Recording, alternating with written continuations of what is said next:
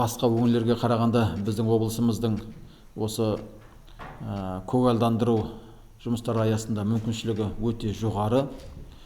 Табиғаты да, жердің құнарлығы да, біздегі мынау көшеттердің көптеп болуы қай жағынан алсақ та, енді бізде мүмкіндіктері көп. Сол мүмкіндіктерді пайдаланып, біз осы таза Қазақстан бастамасы аясында облысымызды ерекше бір жасыл желекке бөлінген таза өңірге айналдыруымыз керек. Барлық волонтерлік клубтар Таза Қазақстан экологиялық акциясын белсенді қатысып, іс-шаралар аясында 35 колледж қамтылып, жалпы 7000 адам қатысты.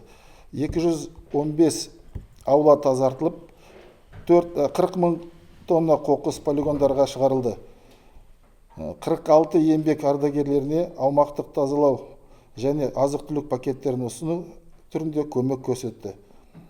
Осылайша Таза Қазақстан бағдарламасы аясында кешенді жұмыстар жастардың табиғатқа жанашырлықпен қарауын қалыптастырып, өңірдің экологиялық мәдениет арттыруға бағытталған жүйелі қадам болып табылады.